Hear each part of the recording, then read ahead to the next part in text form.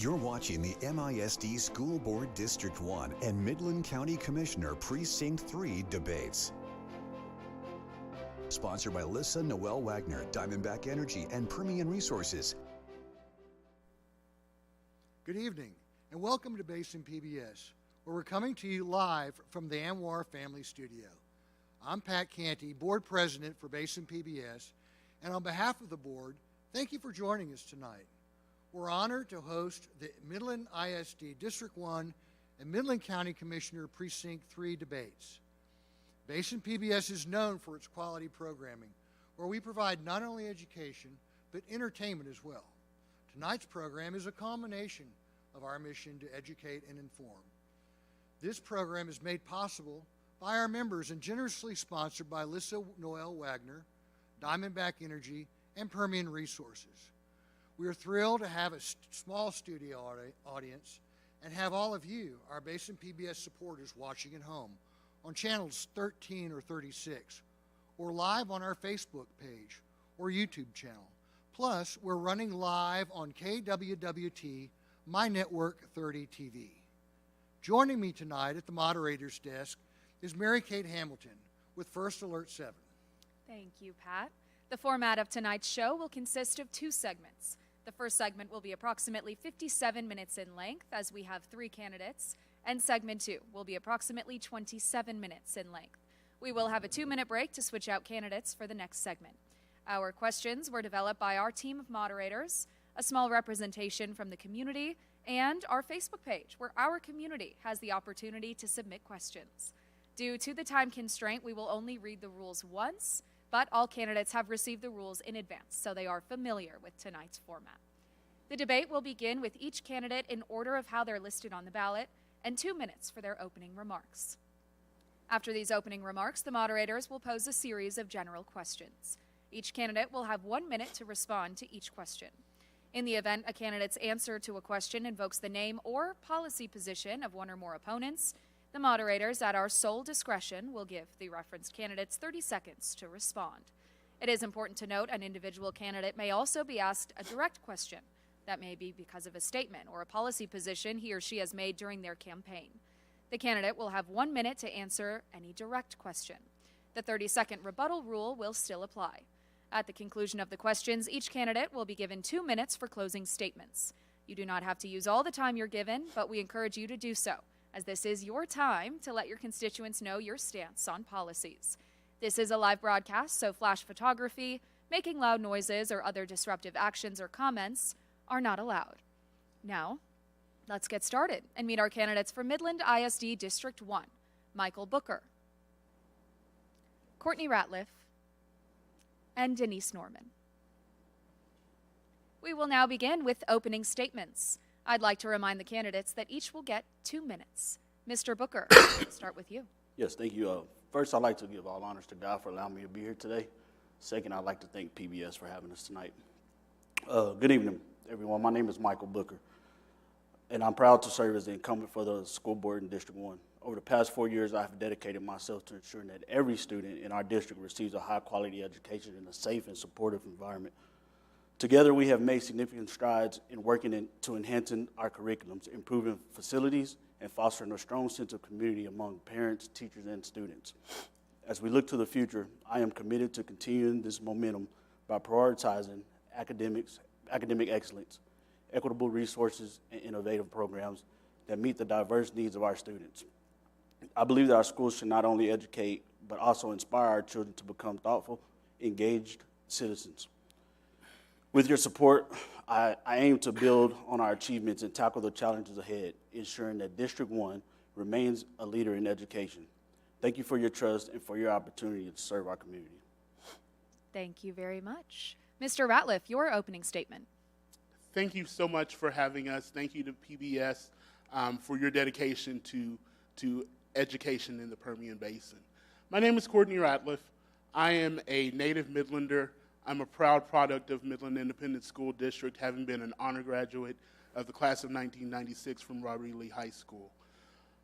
I've spent a lot of time here in this community trying to make this community a better place, not just for myself, but for all of Midland.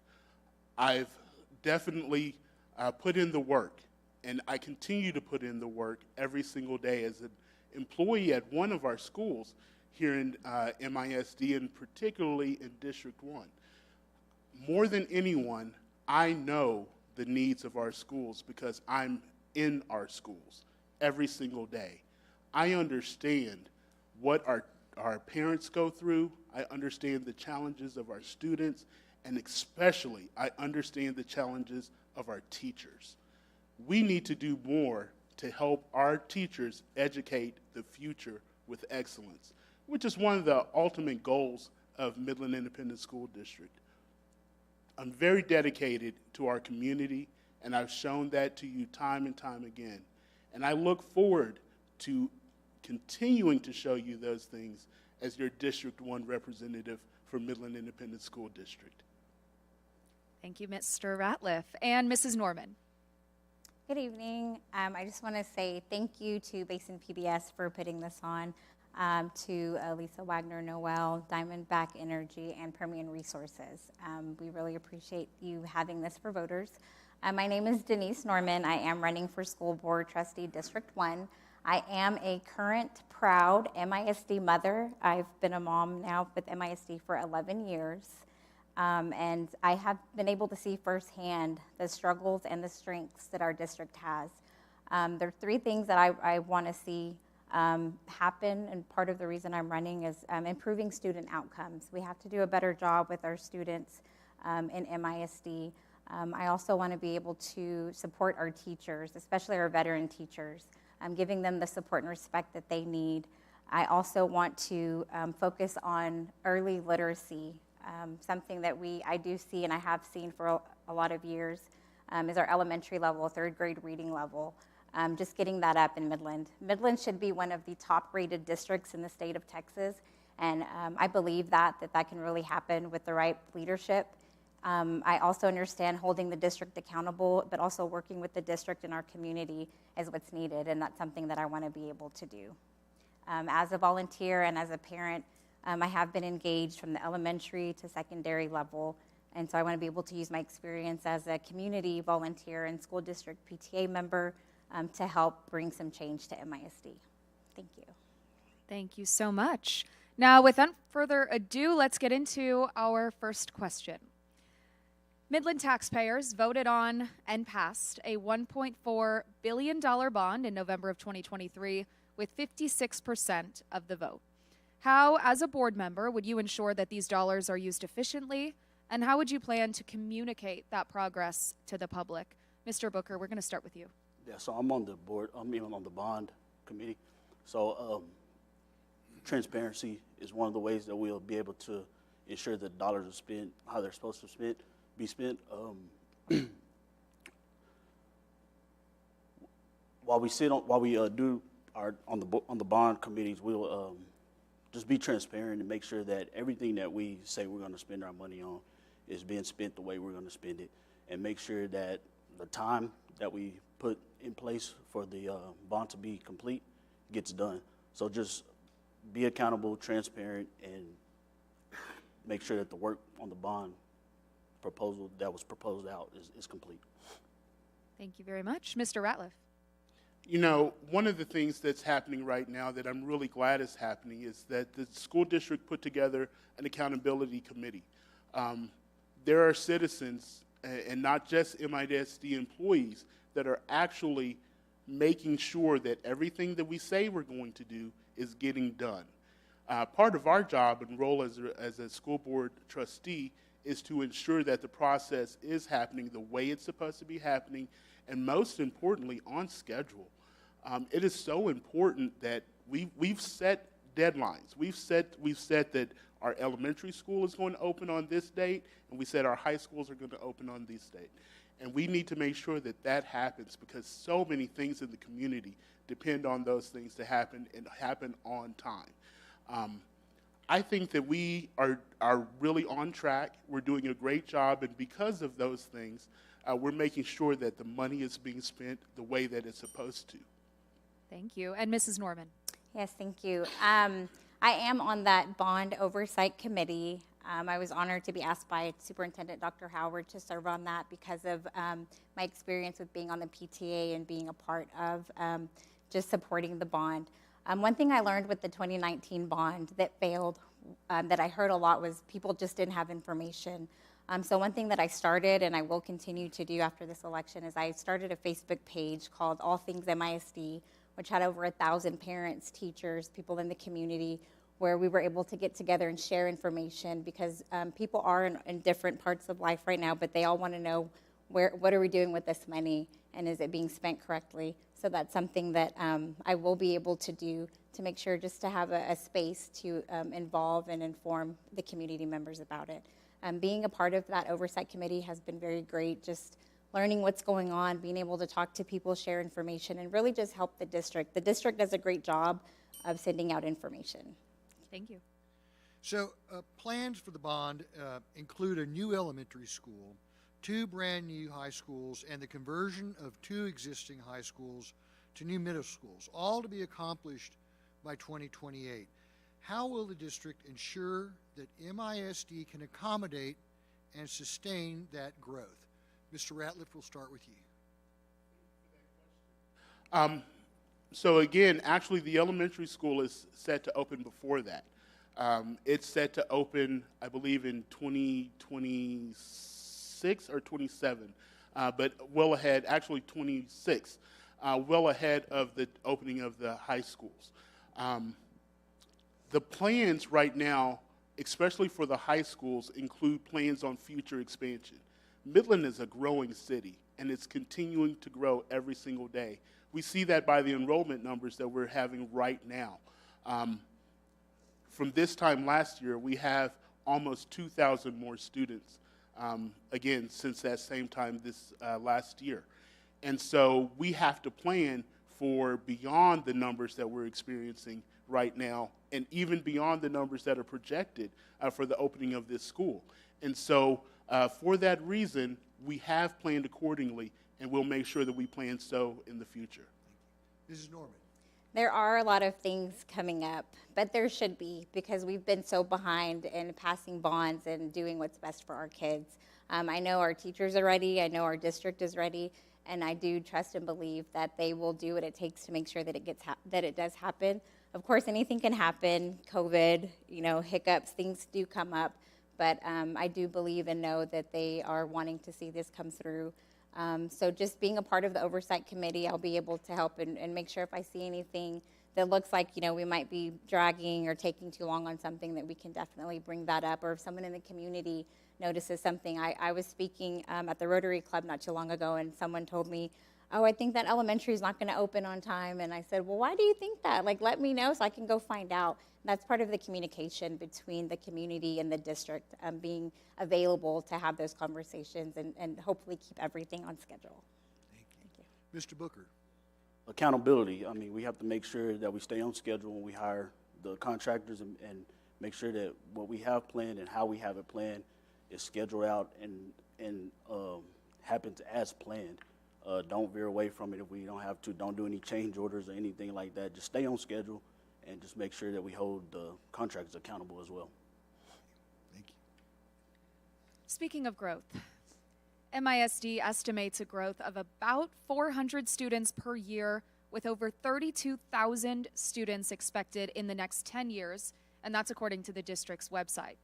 How important is teacher attraction and retention, and how do you plan to address the ever-growing need for qualified staff across the district? Mrs. Norman, we'll start with you. Yes. I work in oil and gas. I've been working oil and gas for 10 years, so I see the growth. I see the people coming in every day. People are moving in all the time. And so being able to retain teachers and to receive teachers, I think number one, the first important thing is to retain the teachers that we have. We can't focus too much on just getting new teachers, even though we do know that we need those, but we also need to make sure that we're taking care of the ones that we do have.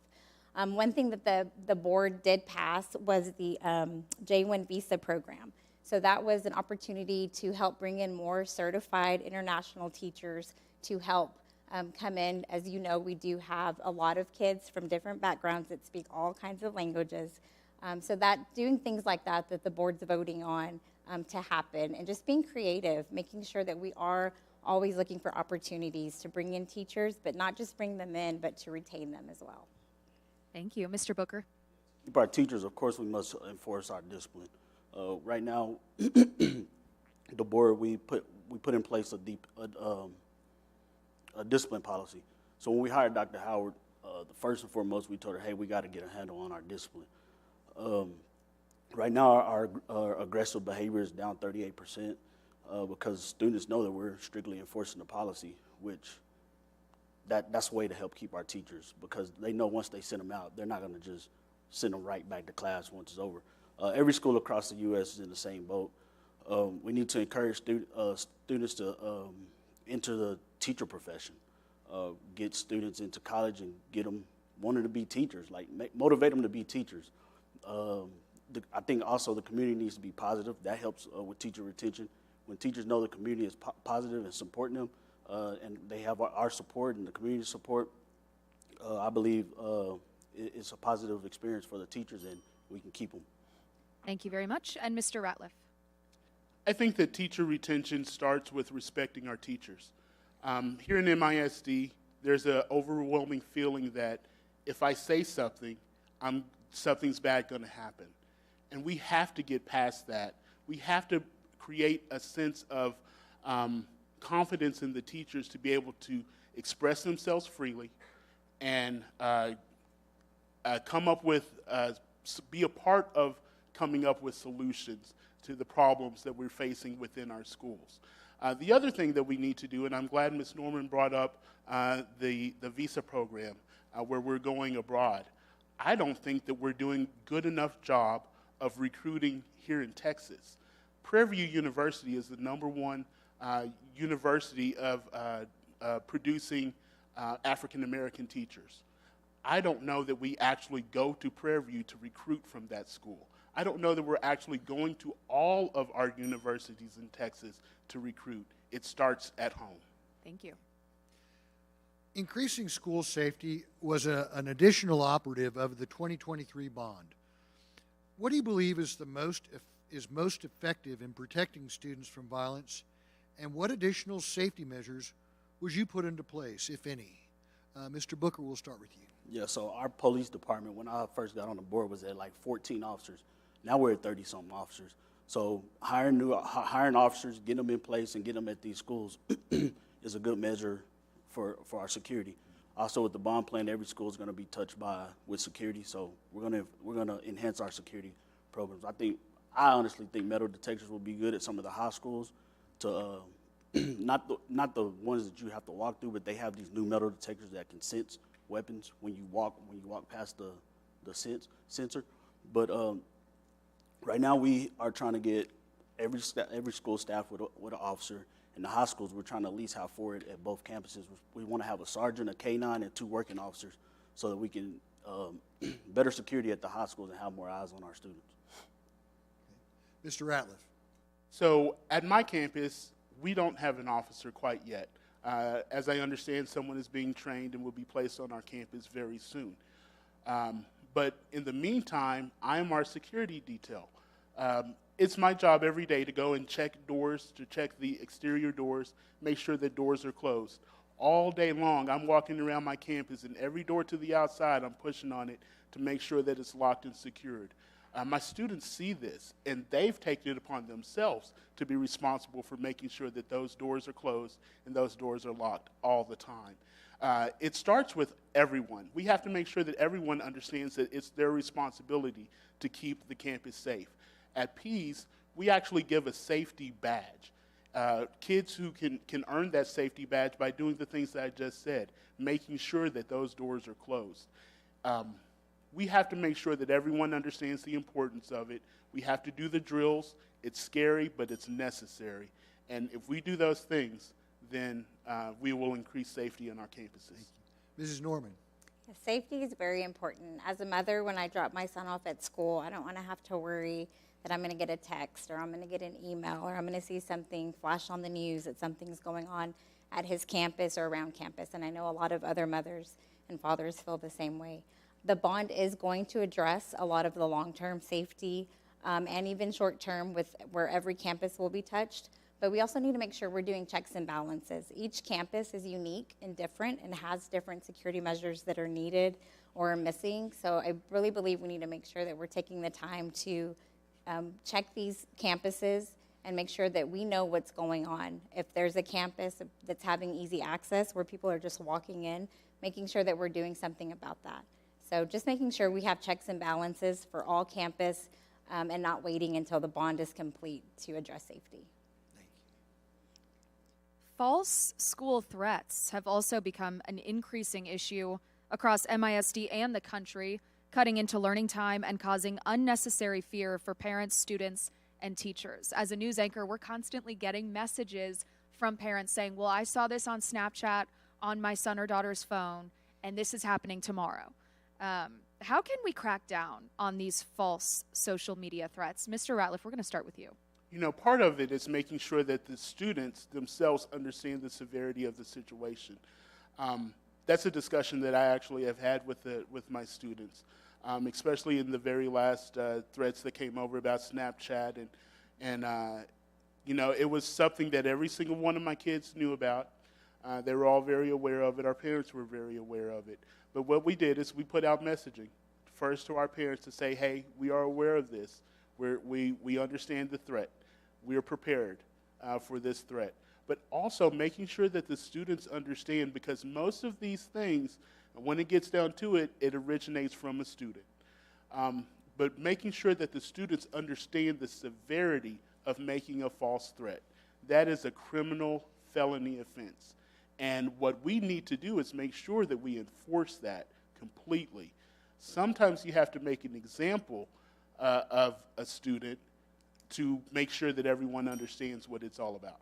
Thank you. Mrs. Norman? Yes, I agree with Mr. Ratliff. We do need to make sure that we're having these conversations with our students, that they do know the consequences of doing things like this, but also being able to communicate with our parents, making sure that they understand that if their kids do think it's funny and they're joking around, and a lot of times they don't realize how serious it is. And I do want to just give a shout out to the district, because as a parent, I have dealt with getting those messages, and you know, it's circulating and you're trying to figure out if it's really happening. I just would also encourage, the one thing I'd like to do with the district is, you can't prevent them a lot of the times, because sometimes they're coming from different states or cities, but you know that parents are on their way. Even if you try to calm them down and they feel safe, the parents are still going to come. So just making sure we have something set up to help administration, the school secretary, and teachers how to handle it. You know, even though they do let us know everything's fine, it's safe, nothing's here, but you are still going to have parents that are going to come. So making sure we have something in place for them to help our teachers. Thank you. And Mr. Booker? Some of these messages don't come from here, but I think it starts at home. Parents need to let their kids know that this isn't a game, and that MISD, we will take serious action to those type of threats. So starting at home, parents, let your kids know that these text messages that are going out, or Snapchats or threats, they're going to take it serious, and it's a felony offense. You will be put in jail, or wherever you will be put in jail. So just make sure it starts at home, that parents are letting their kids know that we will take action for it. Thank you. So Midland ISD voluntarily released projected accountability ratings for the 2023-2024 school year. 4 schools received an A rating, 11 schools received a B rating, 11 a C rating, 7 a D rating, and 5 an F rating, with an overall C rating for the district.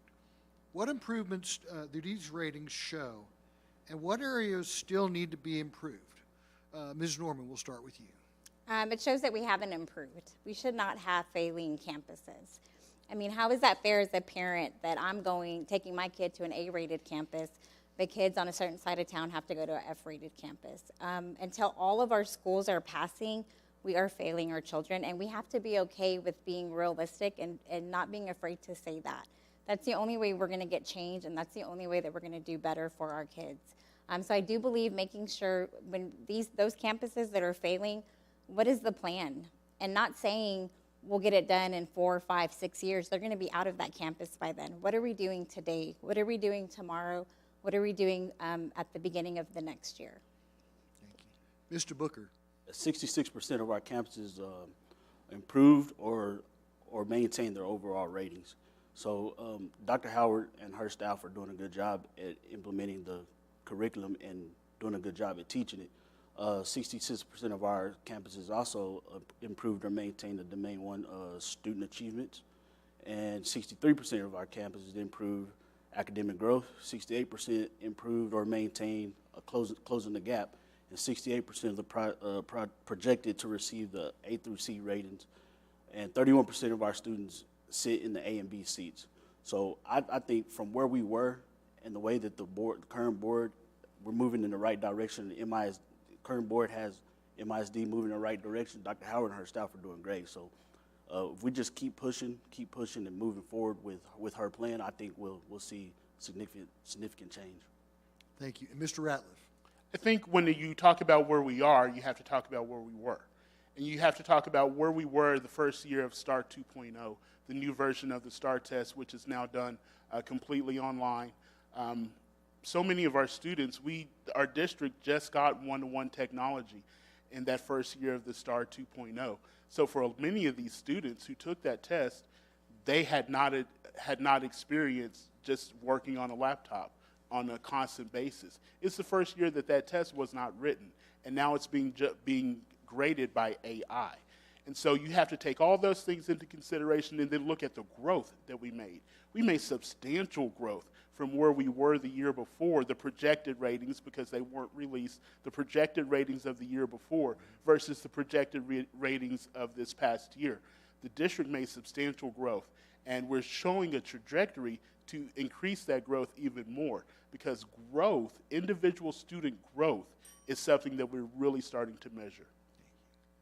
Let's build on this just a little bit more. Obviously, schools across our district have different needs.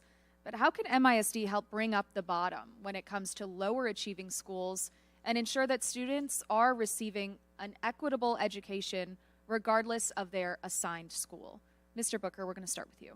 Yeah, so for example, one of our F-rated schools is Bunch Elementary, sits in District 1. We've implemented a principal supervisor there to help with getting these bottom schools up to the top. So it doesn't happen overnight. 4 years ain't even enough for a board member to be able to implement anything to make it happen. But we're pushing towards that direction, and we're putting people in place to help get those bottom schools to the top where they need to be.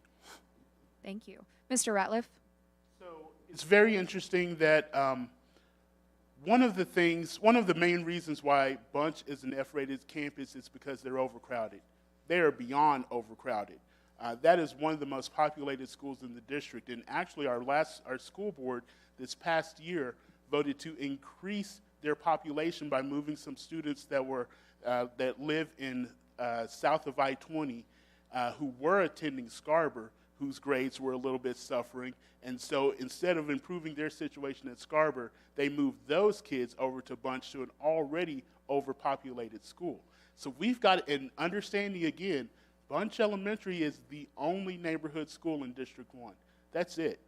Everything else is a magnet school or a school of choice. We have to do better for Bunch if we want them to improve, and that means coming up with better solutions for where our students are placed. Everybody in the district can't go to Bunch. Thank you. And Mrs. Norman? Yes, we're talking about Bunch Elementary because that is in District 1 on the south side of Midland. It has been failing over and over. I've talked to teachers there at Bunch, and these are high-performing teachers that say they have no support. Nobody's showing up unless it's campaign season. That's number one. Teachers are needing help. There are behavior issues happening there. There's a lot of new teachers that are there, and I believe we need all hands on deck. We need people not just telling them what to do, but walking with them, supporting them, making sure that they feel comfortable in the class. They're dealing with kids that have a lot of different things going on, and we shouldn't have our teachers just tell them to figure it out by themselves. And we also need to give them attention. I mean, we do a great job of highlighting our great campuses, which I'm excited about and I love, but let's not forget about our schools like Bunch. If we're gonna be funneling kids over to Bunch Elementary, we need to make sure that we're giving them the priority and resources that they need to succeed, and it needs to happen quickly. We need to take a short station break, but when we come back, we'll continue to hear from Midland ISD District 1 candidates.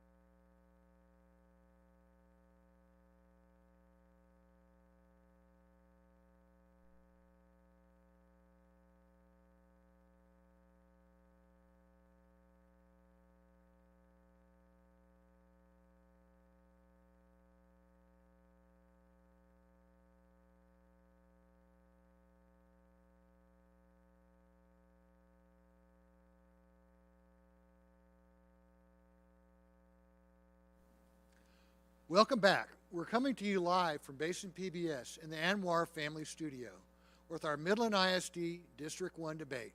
Let's continue. I believe we have a question from one of our Facebook viewers that we are going to try to get to.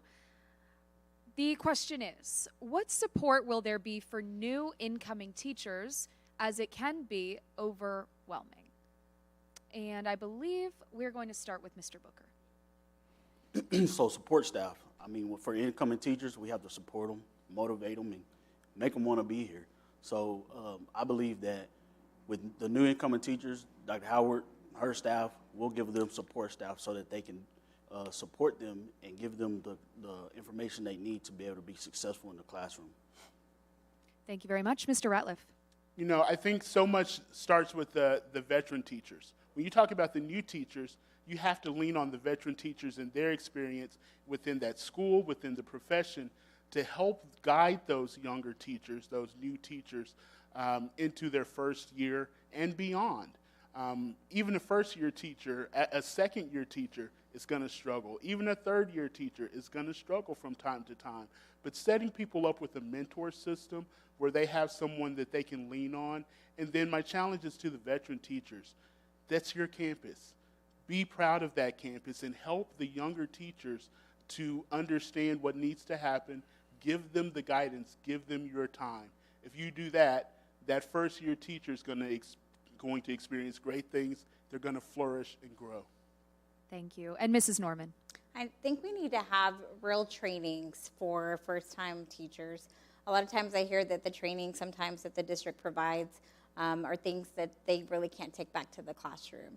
If we know that we have discipline issues with kids talking back, not listening, we should have trainings for that, for teachers, so that they feel prepared and equipped and know how to handle those situations.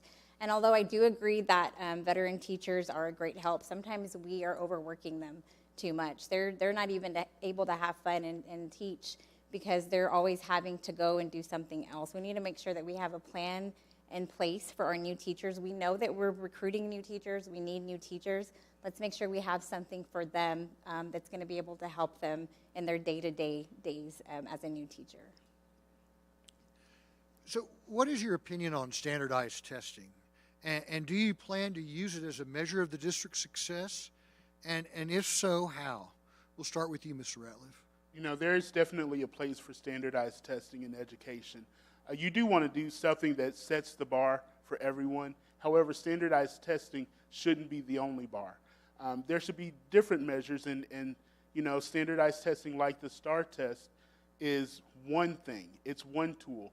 But I am glad to say that the district does not just rely on STAR tests. Our students do what's called a MAP test. And what that is it measures them in 3 stages: what they know at the beginning of the year, what they know at the middle of the year, and what they've learned towards the end of the year. Those tests actually get harder as the test goes on. So the more questions that a student answers correctly, then the harder those questions get. It's very interesting in the way that it measures. And so we can't just use standardized tests to gauge the overall education of a student. It has to be a broad spectrum of different things. Thank you. Mrs. Norman. Yes, I believe we do have to have tests. I mean, that's what the state does grade us on with the STAR testing. And it's part of, just knowing what you've learned and what you need to work on. I do believe, though, we are testing too much. When I talk to veteran teachers, they say, okay, you know, can we do one or the other? We do MAP testing, we do STAR testing. It's like every other week we're testing. And the last couple years, the kids are burnt out. At the end of the school year, they're like another test, and some kids are just going through the motions. So we need to be intentional about the testing we're doing and why we're doing it, and not just continue to give test after test after test. Let's give our teachers an opportunity to teach and to help our kids, and let them be the teachers to see how they need to help their students, and not just rely on just that month's test. And Mr. Booker. We do need to see where students stand. I'm not a fan of standardized testing, but we have to see what they're learning. So if we had a beginning of the year test, a mid-year test, and an end-of-year test, I'd be perfectly okay with that.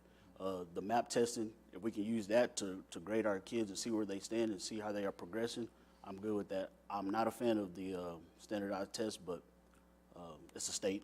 The state puts it in place, so we have to do it. Thank you.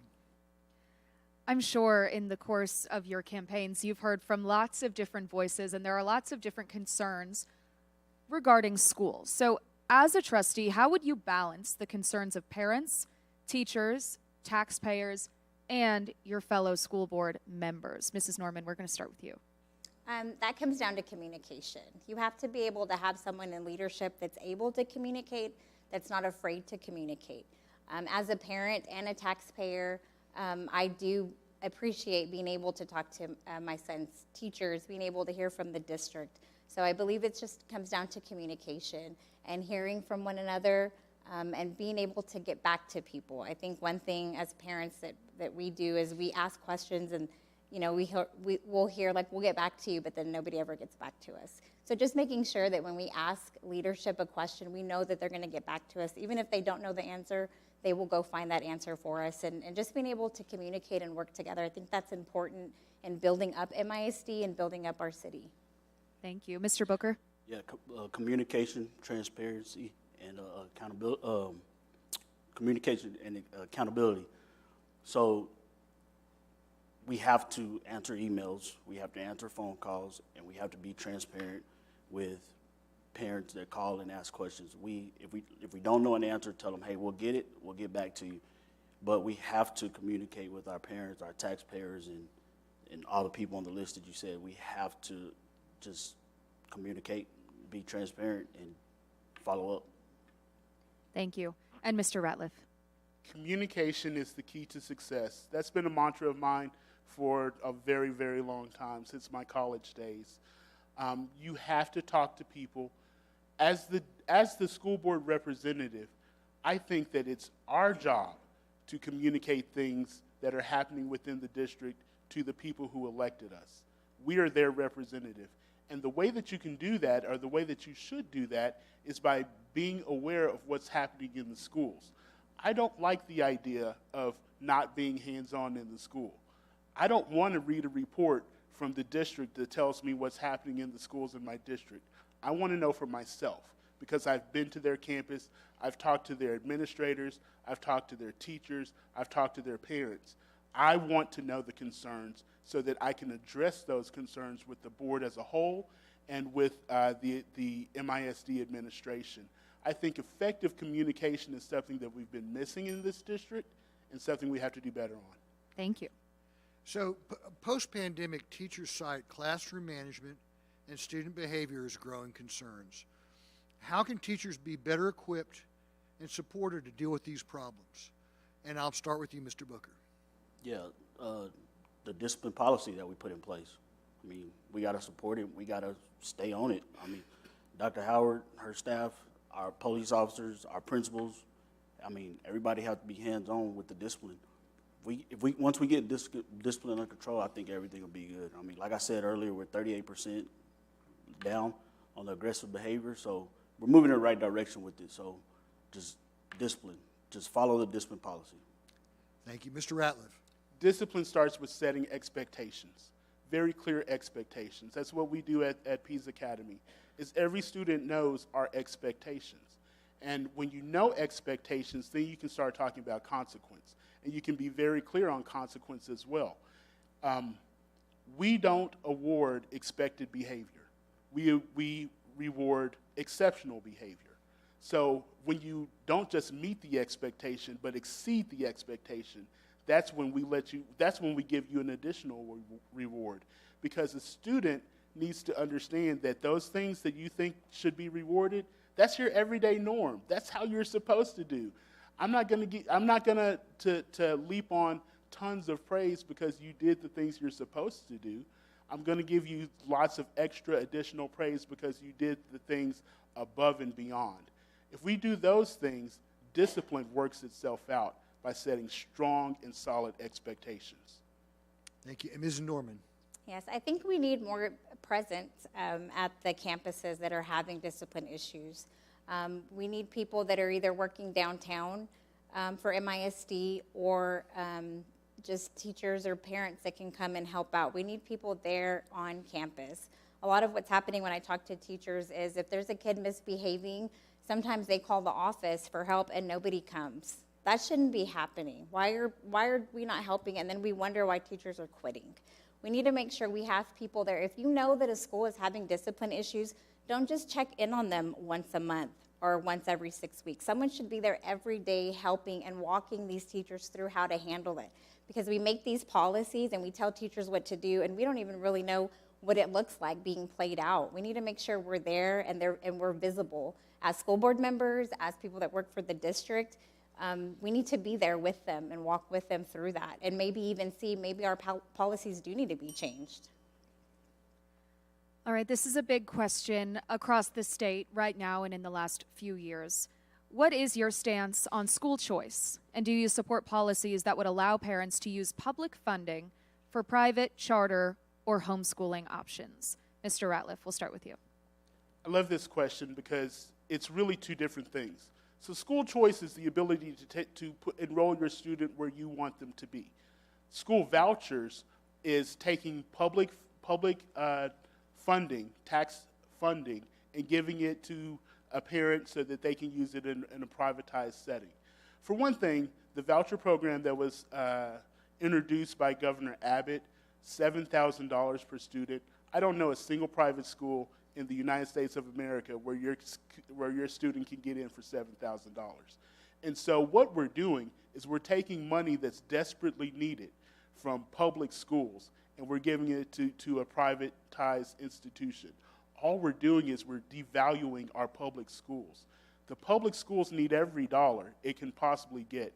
And our public schools this year are suffering because of the effects of not getting that voucher program passed. There was a surplus in the Texas government this year, and that money's not being used for us. Thank you. Mrs. Norman? Yes, I agree. There's definitely the difference between the school choice and the vouchers. I do support our choice schools. I've been supportive since they've been here. Schools like YWLA, Early College, IDEA Travis, those are great opportunities. But when you start talking about vouchers, I think we need to remember what makes up MISD. Over these almost 30,000 students, we do have a lot of students that are low income. When you start trying to separate money, most of our private schools are on waiting list. And then these private schools get to decide who they want to allow to come in. So you're not automatically, just because you get the money doesn't mean that they will accept your child there. MISD accepts all kids from all backgrounds. And that's why I'm running, because they are serving my son and kids like him. And so I think it's very important to make sure that we're strong in supporting public school teachers, our public schools, and I do not support the vouchers. Thank you. And Mr. Booker. So I'll start with saying I don't support the vouchers. I don't believe taking money away from public education is necessary. I'm okay with school choice. We have choice schools here in MISD right now, but I want MISD to be the first choice for the parents. During my time on the board at the beginning, I was very much against partnership schools. But as time went on, I learned more about them, and I realized that all students are not the same. Some schools in MISD may not fit the need of certain students, and that's okay. Partnerships can be a little messy in some people's eyes, but if we collaborate and work together to better the education of our students, I'm all in for that. I'm not saying I will vote for every partnership school that's presented, but I'll do my research and I'll decide if that school is a good decision for the students of MISD. Citizens in Midland seem to closely connect the roles of the Midland and ISD School Board and the City of Midland. The most recent case that comes to mind is the issue of Midland High School's new location. Okay, so in your mind, how should the City of Midland work with MISD, and how should they remain separate? We'll start with you, Ms. Norman. Yes, so the City of Midland, they are responsible for the roads and for the traffic. So with the new location coming up, that will be something that they'll be able to do. When I was serving on the bond planning committee, we actually had someone from the City of Midland that was also a part of the bond planning, and he did a great job, Mr. Jose, answering all the questions, because as parents, we don't really know everything that goes on, and him being an engineer for the city, he was able to be there and answer those questions, and his kids attend MISD. So it was really good to have that partnership and to talk about that, and I think it's very important to make sure that we have traffic and roads taken care of. Unfortunately, this year we did lose a 10-year-old child that was hit by a vehicle, Mr. Alex Wise Jr., leaving school, just trying to go home. We've got to make sure we're doing a better job and making sure we remember him and kids like that, because one thing in District 1 that a lot of people don't realize, you have a lot of kids that walk home. You have a lot of kids that ride their bike. Mr. Booker. I think that we need to collaborate with each other and be more respectful towards each other, especially what's going on now. I mean, if you watch Facebook, you see that it looks like the city and the school board and the district are arguing all the time.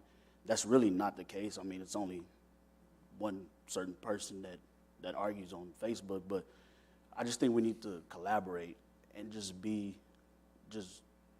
nice to each other. I mean, I'm a nice guy myself.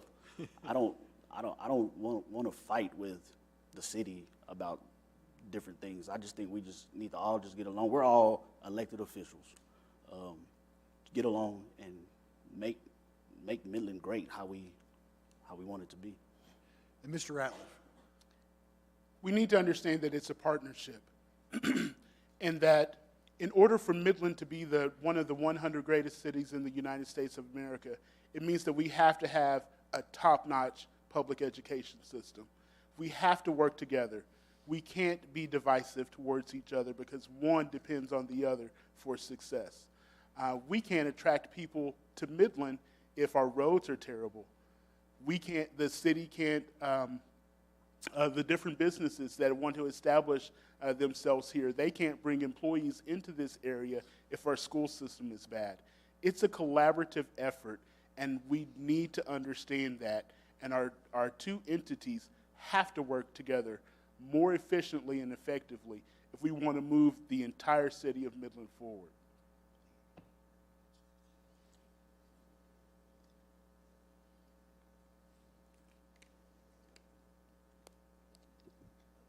MISD has made great strides in incorporating STEM and robotics into student curriculum, which is amazing. Do you believe that this is a wise investment, and where do things like the arts, literature, and athletics rank in importance to you? Mrs. Norman, we'll start with you. Yes, so that's a great question.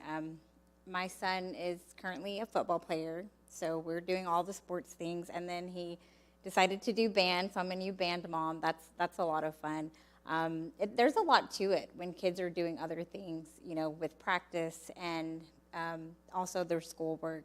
But it comes down to educational outcomes first and foremost. We need to make sure that we're prioritizing their academic success and not, you know, their extracurriculars. While extracurriculars are very important and I support them and they're great, and a lot of kids do need that to help them keep on track with their academics, we need to make sure that we're putting that first and not sports. And just making sure that the kids understand they are a student before they're doing their extracurriculars. Thank you. Mr. Booker? Some kids, first and foremost, student outcomes is first priority. But we also do have to realize some kids come to school because they can play football, because they can play basketball, or baseball, or be in band, or choir, or theater. So, like I said, first and foremost, academics is number one, but these extracurricular activities are important as well, because some kids come to school just for those reasons. I mean, and they know I can't do this if I don't pass. So no pass, no play. So number one is education, and then comes the extracurricular activities. And Mr. Ratliff? Right. First, to answer your question, you talked about technology, and I take that as the use of technology in the classroom. I'm at the Communications and Technology Academy for our district. I get to see students from kindergarten through 6th grade use technology every day to enhance their education, and it's working for my school. I'm at a B-rated campus. I can say that there are results there. My school has a television station. My school produces the news. My school does what you do, Mary Kate. I have third graders that are doing what you do on a daily basis, and I think that that's really incredible. Also, I'm a fine arts guy. Not only did I teach band, I still continue to work with band. There's a place for fine arts. One of the schools that I have worked for the past 2 years, the valedictorian of that high school has been the drum major for that band.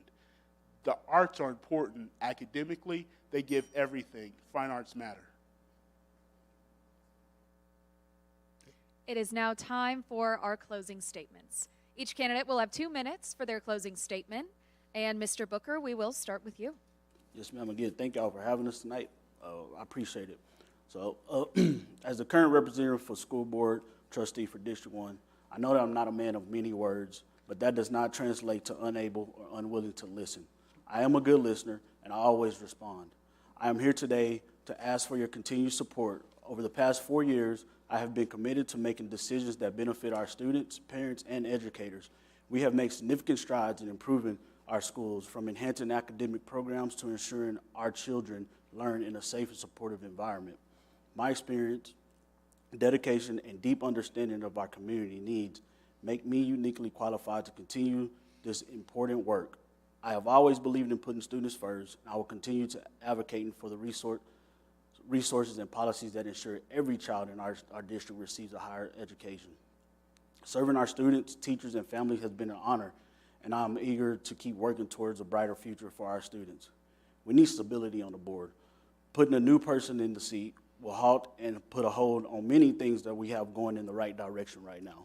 So I'm not asking just for your vote, but I am asking for your trust to keep working together, building on our success, and tackling the challenges that lie ahead. Let's continue to move forward. Please vote for me, Michael Booker. I'm number 1 on the ballot. Thank you for your support. Thank you, Mr. Booker. Your closing statement, Mr. Ratliff. Our district needs a voice. It's something that's been missing for the past 4 years. We need someone to actually speak up for our students, to speak up for our schools, and speak up for our parents. I've watched a lot of things happen at the school board meetings. I've watched a lot of things happen within our district.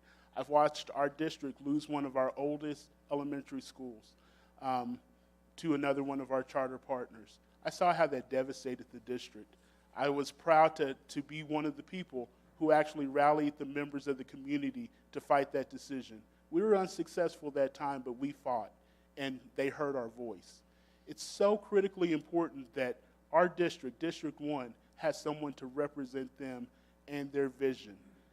Midland Independent School District is about to go through the greatest transition that we've ever faced in MISD, with the opening of 2 brand new high school campuses, with grade reconfiguration going from 9th through 12th grade at the high school level, and then opening up middle schools, true middle schools that service 6th, 7th, and 8th graders. And then the changes that we're going to make at our elementary kids school for those kids where 5th graders will be the top kids on the campus. It's a huge transition for what our district is going through. There are a lot of battles ahead. We're going to have a really difficult decision and discussion about the boundaries for our 2 high schools, because they're now geographically going to be located in completely different areas. I'm ready to have those discussions. I'm ready to lead those discussions, and I'm ready to be the voice that District 1 has been missing for all so long. I'm number 2 on the ballot. My name is Courtney J. Ratliff. I'm number 2 on the ballot, but I'm the first choice for District 1. Thank you, Mr. Ratliff. And your closing statement, Mrs. Norman. Yes, I just want to say again, thank you so much to Basin PBS for putting this on. Lisa Noel Wagner, Diamondback Energy, Permian Resources. I think events like this are very important for our community, so thank you. MISD is not where it needs to be.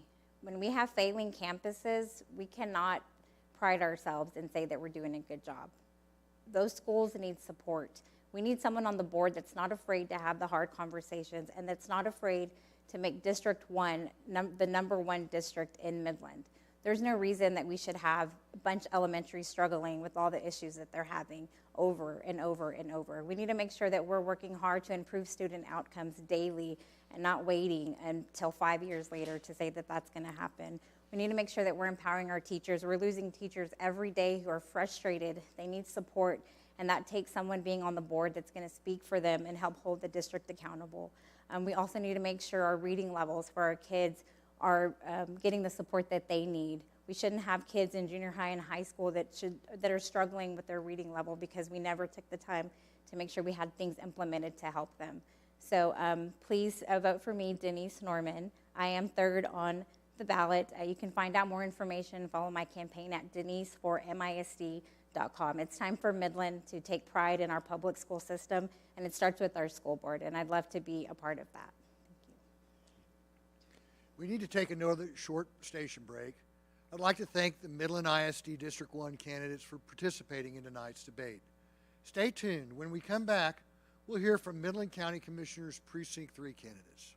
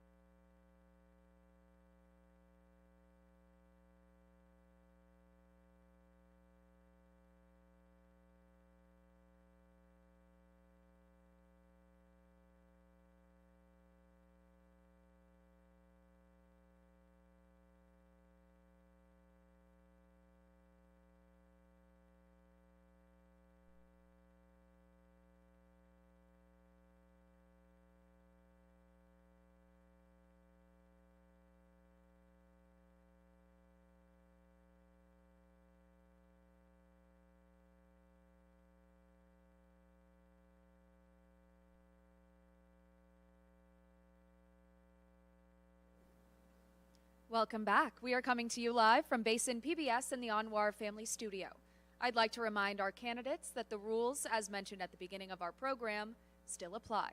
We will now meet our Midland County Commissioner Precinct 3 candidates. Mr. Stephen Villela. Hi, good evening. I'd like to first thank Basin PBS and all y'all's amazing hosts, sponsors for hosting this amazing opportunity for engaging with the community. Open statements in a minute. Yes, and Mr. Luis Sanchez. And now we will begin with our opening statements. I'd like to remind the candidates that each will have 2 minutes. Mr. Villela, your opening statement. Good evening. I'd like to start by thanking Basin PBS for hosting this amazing opportunity to engage with the community. It's important to communicate with Midland County. For those who don't know me, my name is Stephen Villela, and I'm running for Midland County Commissioner Precinct 3. I was born here and raised in Precinct 3, and I spent my life serving in local boards, volunteering, and working here. My campaign is built on 4 simple pillars: improving our roads, our bridges, ensuring access to clean water, and supporting our first responders, and keeping taxes low. I've lived here in Precinct 3, and I believe Precinct 3 deserves a strong, hardworking representative. I'm here to fight for the future of our community. I look forward to sharing more of my vision tonight and hearing your thoughts on this as we make Midland County a better community to live in, work in, and serve in. Thank you very much. And Mr. Luis Sanchez, your opening statement. You bet. Hi, good evening. I want to thank God for allowing me the opportunity to be here. Also, Permian Basin PBS, Diamondback, Ms. Wagner, Permian Resources, thank you so much for sponsoring this. My name is Luis Sanchez. I am proud to represent South and East Midland as your County Commissioner Precinct 3, and of course all of our residents south of the interstate. I was born and raised here in Midland. I have been a commissioner for 16 years, and I'm a very strong advocate and voice for all of those who live out in our precinct. You know, there's a lot of things that we have done throughout the year.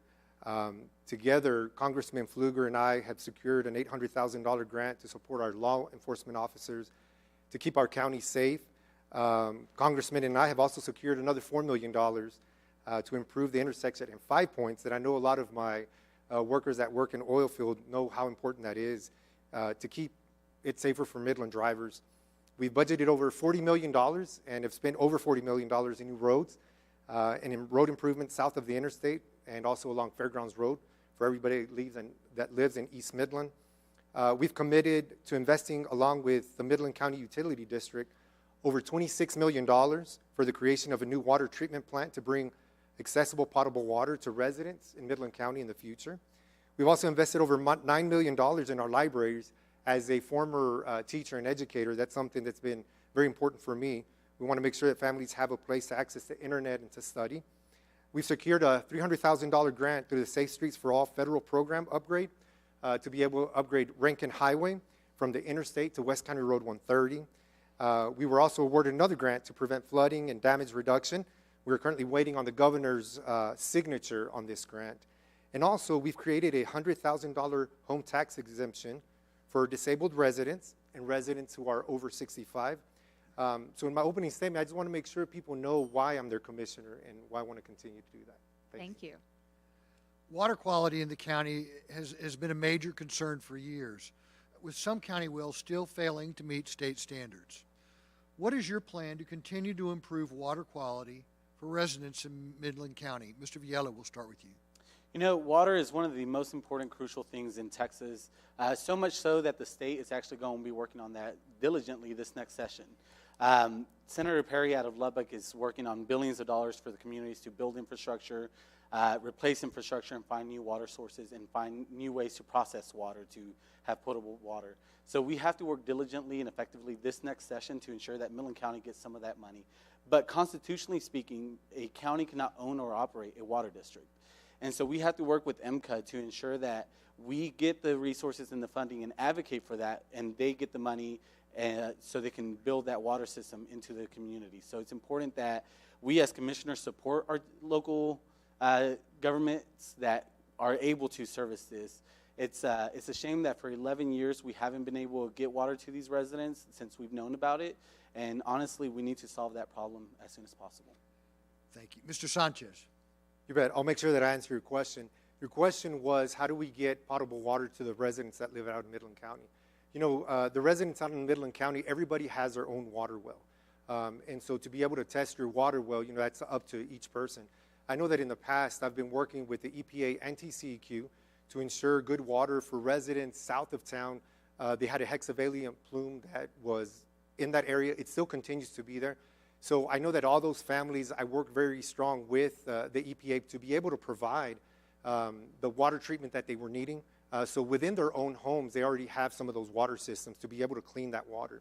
Another thing that we are doing as Midland County is, I mentioned before, investing with Midland County Utility District. So we help them come together, get created. So we're currently getting some monitoring wells done. And we're also working on bringing a water treatment plant. You know, that's something that's not very easy. Whenever you create this, it takes time to build the infrastructure. Thank you. The new $120 million Midland County Detention Center is underway. How do you plan to ensure that this construction is a wise use of county dollars? And how can you successfully communicate that with your constituents? Mr. Sanchez, we're going to start with you. So just a correction, it's actually 170 million. And what we did, we went out for COs because our credit rating is so good, because we as commissioners have done such a great job in ensuring that our credit rating is good. How do you do that? But making sure that you have low taxes, by making sure that you have no debt. So we went out for certificates of obligation to be able to build a bigger jail. One of the great things is that the current jail is in Precinct 3. It will no longer be in Precinct 3. It will no longer be in the downtown area. So when we build it, right now you can currently fit 400 people. So we're building it to where there's going to be 800 people in the jail. And there's going to be room to expand in the future. This way, you're not having to build a brand new jail every 15 or 20 years. And so the acres that we have, we built it, we're putting it in a place where it's going to be easily expanded. Now the $155 million that we're going to be using to pay this off, again, it's a $170 million jail, but because our credit rating is so good, we were able to get $155 million. Thank you. And Mr. Villela. You know, so when the commissioners went for a certificate of obligation of $170 million, I remember Andrew saying, well, we forgot to add some of the infrastructure onto it, so we're probably going to spend about $200 million when we get the roads and electricity and even the COTS.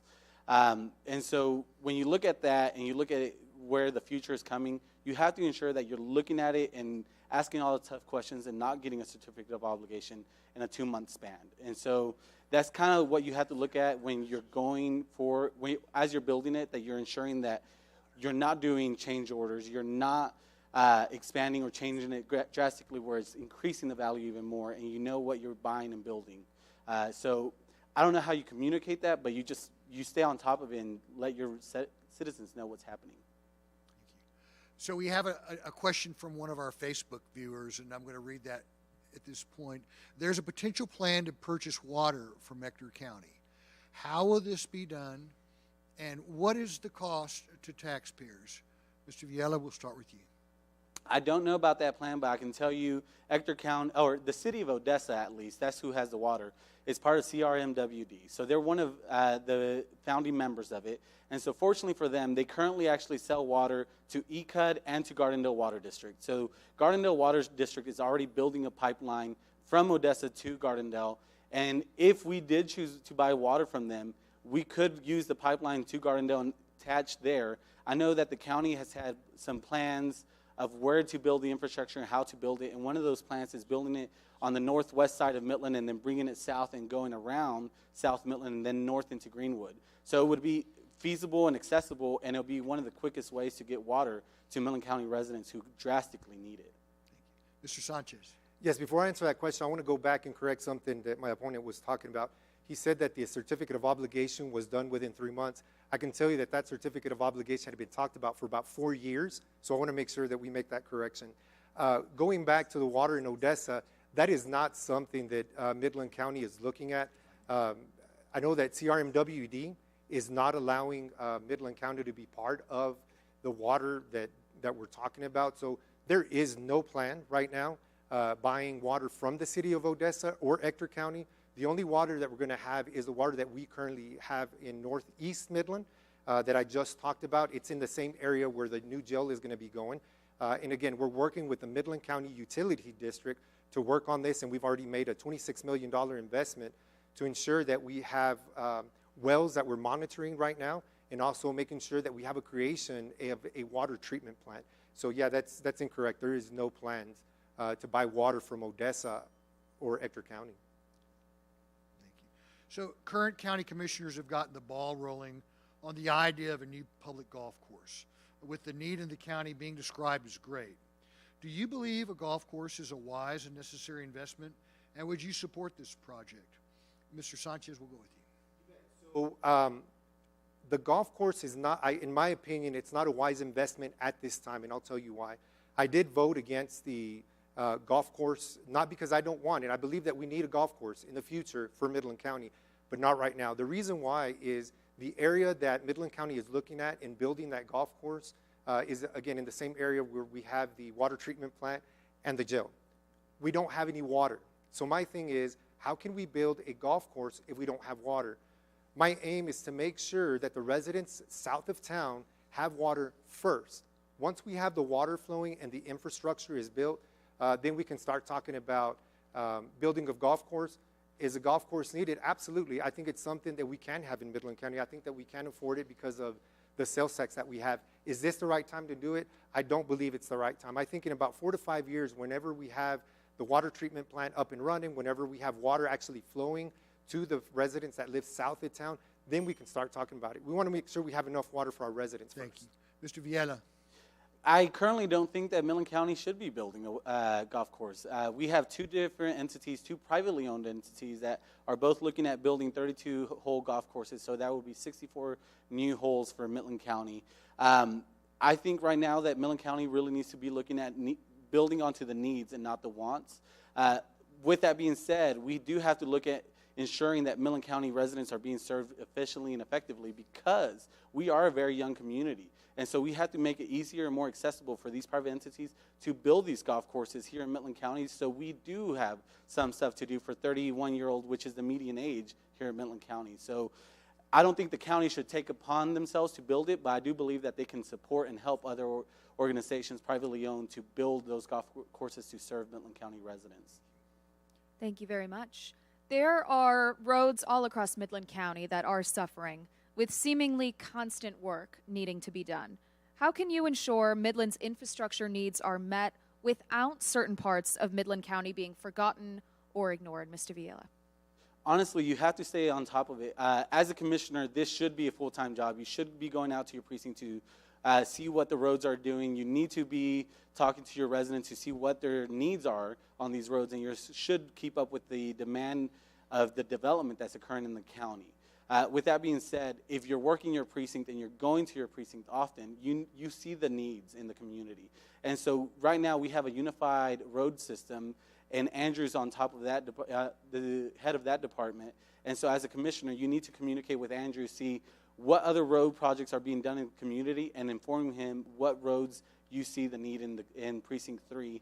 But he also communicates that with you. And so you have to work with your department heads to ensure that all roads are being maintained for Midland County residents, because we use them all for our traveling to the grocery store, traveling to the schools, traveling home. It's the lifeblood of our community. And so we have to ensure that we're taking care of roads first before anything else.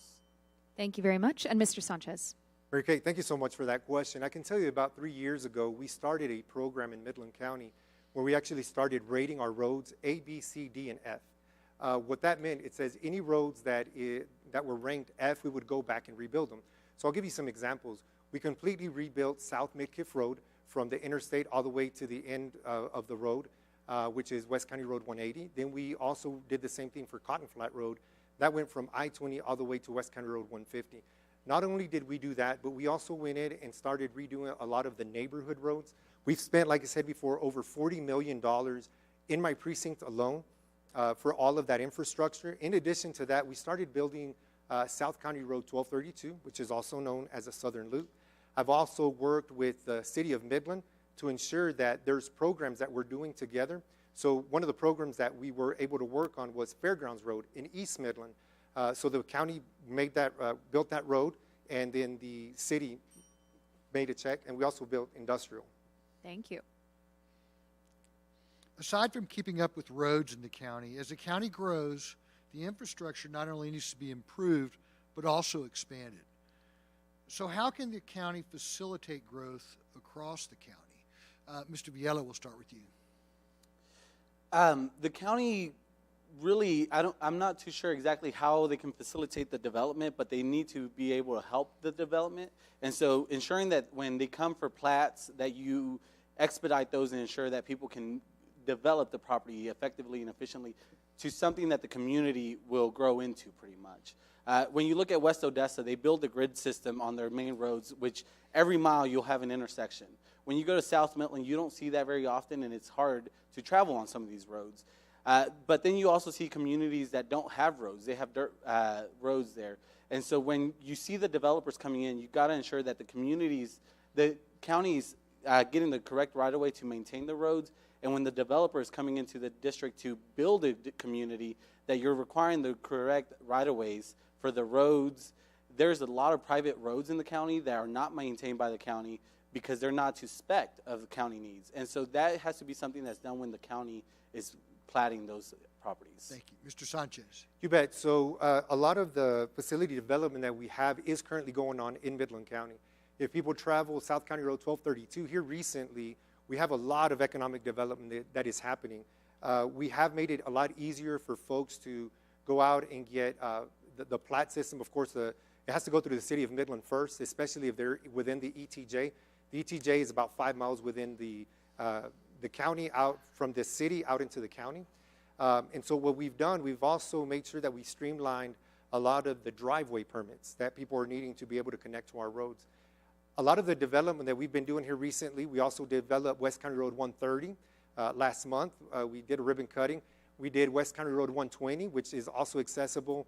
It's bringing in development. We've done West County Road 140. So that development continues, and that's encouraging businesses to actually move out. Affinity Steel is a great example of a facility that started in a very small shop, and now they've got an amazing, amazing shop there at the corner of West County Road 130 and 1232. Thank you.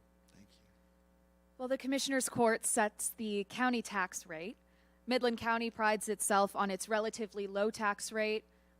Just recently approved a very, very small increase, still considered a very low tax rate in our county. What is your plan with the tax rate? And if necessary, could you see a world in which you would vote to significantly raise the tax rate in order to improve county services? Mr. Sanchez. I can tell you that we are very blessed here in West Texas. You know, we are blessed with the oil and gas industry, something that I support fully. We try to work with the oil and gas industry to make sure that they continue to grow. The reason we do that, Mary Kate, is because we understand that as the oil and gas industry grows, there's more sales tax that are coming into the county coffers. So there's really no need for the county to really have a high tax rate to be increased. You know, in the last 16 years that I've been commissioner, we've been the lowest 3% tax rate in the entire state of Texas. What does that mean? That means we've either been the lowest or the 5th lowest. There's 254 counties in Texas, and we pride ourselves in that. There is no need to really go high on our tax rate because we're making it up right now in sales tax. That's why we're building so many roads right now. That's the reason why our budget used to be $1 million in new roads, and here we're up to $50 million every single year because of the budgeting that we as commissioners have been able to do, and we pride ourselves in that because we know that we don't need to raise taxes whenever there's taxes don't need to be raised, right? Sales taxes are enough. Thank you. And Mr. Viella. Honestly, we have to really thank our accountant. When she went in, they did a new health system, and that saved the county $4 million. The proposed tax rate this go around was 16%, and luckily they were able to get it down to 8%, which is still relatively high for normal, where the city only went up a very small percentage. And so when you looked at it, yes, there was relatively to the state, we were low, but we still have to increase it 8% this go around. And so you have to ensure that when you're voting throughout the year, that you ensure that each expense, each item that you're voting on, you know what the cost is going to be during your budget cycle. Yes, you look at your budget cycle about 2 months each year, but in reality, every decision throughout your year is going to dictate how much your budget's going to have to be. And so you have to be frugal while the year is and on every motion, because every motion is going to carry an expense. And so, yes, the county has kept it relatively low to other states, but not as low as it could have. Thank you. In January 2024, the Midland County Commissioner's Court approved a 7% raise for the Midland County Sheriff's Department. What do you see as the greatest need in that department right now? Mr. Viella. Honestly, I think they need just more bodies. Right now, they're understaffed a little bit, and so they need more bodies and they need more support. It's important as a county commissioner that you are promoting the county. That is your role as a commissioner. You're representing your constituents in your precinct and your voters, your neighbors, but you're also representing the county and selling the county to other people to come live here, to do business here, come work for the county. And so it's important that as a county commissioner, you build morale, you build relationships, and you help staff all these departments, just like the sheriff's office and even your county tax assessor collector. Everyone has to go get a registration. So it's important as a commissioner that you're supporting them and that you're encouraging them and building good morale. Thank you. Mr. Sanchez. Yes, sir. I'll make sure that I answer your question. Your question was that in January 2024, there was a 7% raise for the Sheriff's Department. And yes, again, we do pride ourselves in making sure that all of our law enforcement is taken care of. Here in the past 4 years, Midland County has invested a lot in equipment for our Sheriff's Department. We are ensuring that they have the proper gear that they need. We currently, as I mentioned earlier today, I worked with Congressman August Pfluger to secure an $800,000 grant to support our law enforcement officers and keep our county safe. How did we do that? We invested in new antennas throughout the county. So now it doesn't matter where the folks are in the county, the Sheriff's Department are, they can actually use their phones now and their radios, and they'll have communication. So as long as we continue to do a lot of these things, yeah, raises are definitely good, but can only raise them so much, right? There's other things that are needed. So even the benefits that we provide to the sheriff's office, anytime the sheriff is requesting anything that we need, we always grant those needs to the sheriff's department. In the last few years, the Midland County Commissioner's Court has taken an increased interest in the banning of books and the oversight of what books are allowed to be at the Midland County Library. Do you believe this is a wise time and money investment, and what are your thoughts on the ongoing efforts? Mr. Sanchez. You bet. You can see my voting record, and for sure that's one thing that I do not support. I do not support banning books at all, and I'll tell you why. As an educator, one of the biggest things that we have done in Midland County was to make sure that we invested over $9 million in new libraries. What does that mean? That means that we have libraries now where people can go in, use the internet, they have access to all sorts of books. Now, there are books that are in our library that shouldn't be there. I agree. The thing is that those laws are not made by the county. Those laws have to come through the state legislature. And whenever, we are an arm of the state, any laws that they make regarding those books, then we can follow that. I know that currently we have an attorney that we're working with to ensure on how we deal with this, right? There's a couple of counties that have already gotten sued because they were either banning books or moving books from one side of the library to the other. So the important thing is to make sure. Thank you. Mr. Viella. My sister and my nephews go to that library at least once a week, and I've been to that library with them. And there's some books in the library that should not be in the children's section. They have explicit and adult material that should not be in the children's section. And fortunately, they actually just got removed from the children's section and are in the regular adult section of the library. I say that to say it's vitally important to ensure that we as a public county and as a library allow access to whatever the community wants to see. But the thing is, we don't have to allow access to the most vulnerable, our children. And so it's important that as a commissioner and as a court that we look at that, we look at what libraries or books are there, and we don't allow them in the children's section. Thank you very much. And very quickly, throughout the course of your campaign, what would you say constituents in District 3 see as their greatest concerns? Mr. Viella. Really, the two things I keep hearing is roads. They want more roads, and they want them fixed. They want them repaired. They want them maintained. And they also don't want all the roads shut at the same time. And so it's a little tricky because they want all the roads to get fixed, but then they don't want all the roads to be closed at the same time. And I understand the frustration. It's important that we ensure that when we're working on these roads, we work with our partner taxing entities like TxDOT and the City of Midland, that we don't close all the main thoroughfares, but that we do maintain them as needed and we develop them. The second one is a strong representation that's going to listen to them, that will answer their phone calls and their emails, is the other one that I keep hearing. And so I've been very public my social media is there. I have an email list that I've been sending newsletters. And so kind of how I'm running my campaign is kind of how I want to represent Midland County. I want to keep open lines of communication, and I want to ensure that we work on all these roads and we communicate with everyone else that's doing the same. Thank you. Mr. Sanchez. You know, I constantly visit people that live out in the county, and I do that on a daily basis, you know, answering their phone calls and getting some of their concerns. So you asked me what are the two major concerns that people have. Definitely one of them has to do with water. You know, we've got an opportunity right now to be able to spend the money that we currently get within sales tax, to spend it just on water. So that's the number one thing that folks are always asking about. The other thing, the second thing, is making sure that we're working closely with other government entities like the City of Midland, like MISD. And I'm proud to say that I have worked with, you know, MISD and Mayor Lori Blong on some issues that we're currently working on, whether it be on roads, whether it be trash pickup, something as simple as picking up trash. And that brings me to a third one, the trash that we have out in Midland. And it's going to take all of us to be able to clean all that trash up. So I'm very proud to say that Midland County is joining with other entities to make sure that we work together.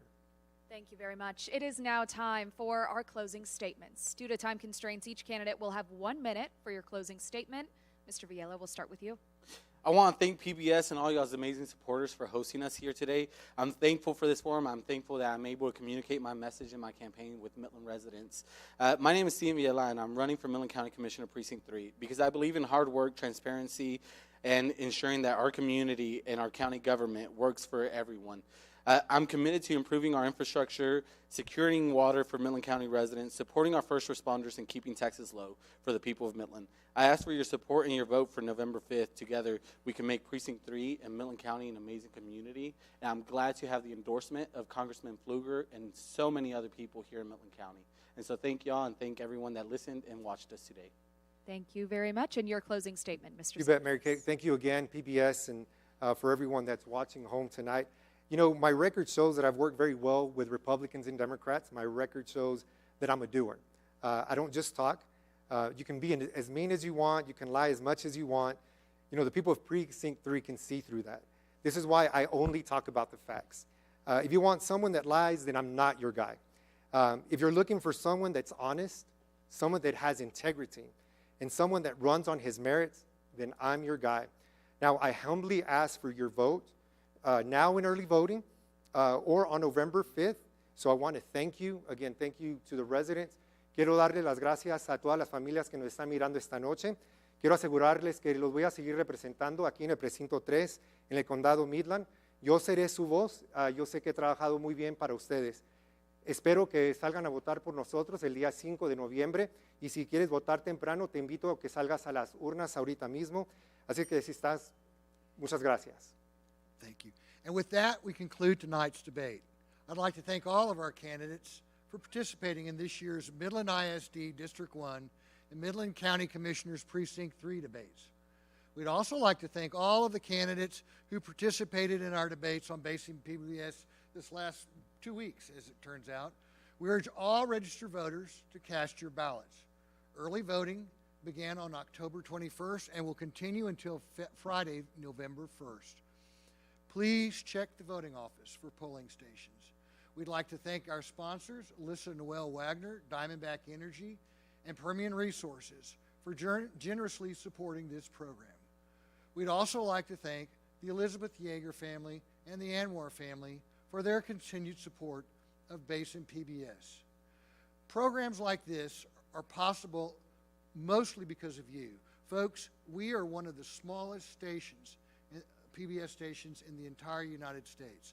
But yet we're able to do some wonderful things like tonight's debates because of people like you who continue to not only watch us, but to support us with your membership. Now, if you're not a member and you'd like to become one, please visit basinpbs.org for details. I'd also like to thank the Basin PBS board staff and crew for tonight's program. I'm Pat Canty. On behalf of Basin PBS and my co-moderator, Mary Kate Hamilton of First Alert 7, thank you and good night.